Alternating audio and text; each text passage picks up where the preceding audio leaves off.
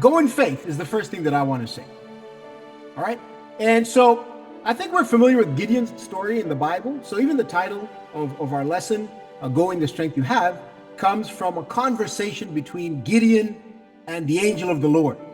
And I think we're super familiar with this. So we probably don't even need to read from the Bible, right? No, I'm just kidding. We're going to read. We're Bible-based, right? We're disciples. We're Bible-based. Okay, so in Judges chapter 6, the angel of the Lord has, approaches Gideon, and they're having the conversation. And then Gideon replies to the angel of the Lord and asks, how can I save Israel? My clan is the weakest in Manasseh, and I am the least in my family. Now, I don't know if what Gideon said about himself was accurate or not, but at least we do know it's what Gideon saw of himself. He didn't see himself as being able and stable. He didn't see himself as being capable or powerful. He said his clan is the weakest, and within his family, he was the least. And so, of course, given this very helpful information, the angel then turned around and went to look for someone else instead. No, we know that's not what happened. In Judges 6, verse 12 and 14, in verse 12, when the angel of the Lord appeared, he said, the Lord is with you, mighty warrior. And then in verse 14 is where he declares, go in the strength you have. And while this was a calling clearly very specific to Gideon, to a specific person at that specific time, I believe that this calling is for us as well. I believe this calling is for me. I believe this calling is for every one of us. And I believe this because, many reasons and many scriptures. But one of them in Matthew 28. Again, we're all familiar with everything I'm going to say tonight is just a reminder, okay? But in Matthew 28, Jesus says that he'll be with us always. That if we are disciples who are engaged in helping disciples, that he will be with us always. He'll be there always to guide us and to guard us, to raise us up and to lift us high.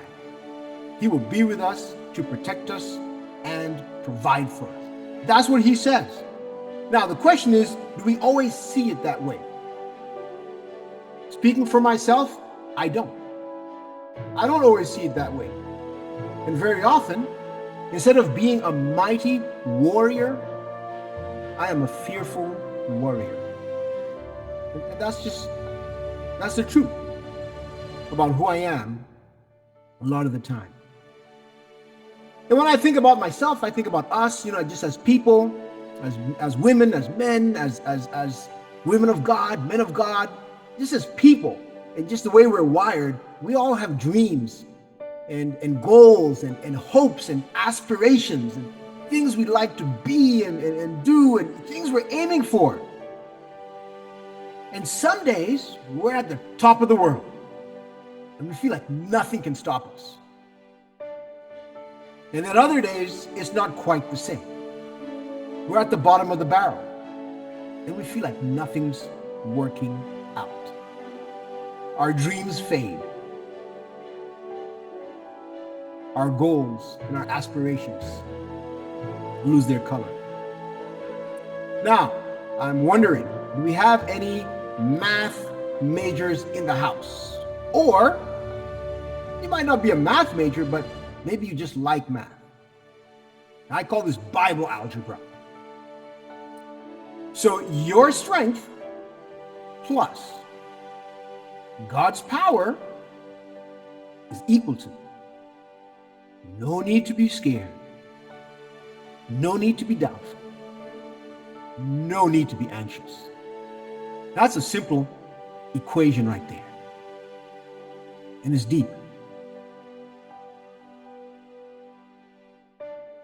Wherever you are, you might have dreams of maybe getting an academic qualification, perhaps maybe growing in your career. For those of us who are single, perhaps you might have a goal and a desire to find a life partner. We might have goals to help people become Christ followers. That might be a goal that we have. Or our goals and aspirations might have to do with our children. Hopes that we have for our children, the vision that we have for our children. Whatever they are, we have hopes, we have dreams, we're aiming for things, we're praying for things. And so my advice is, hey, do some algebra. All right, take out your math book, your Bible, take out your Bible and do some Bible algebra. Your strength is God's power equals God's will manifest in your life.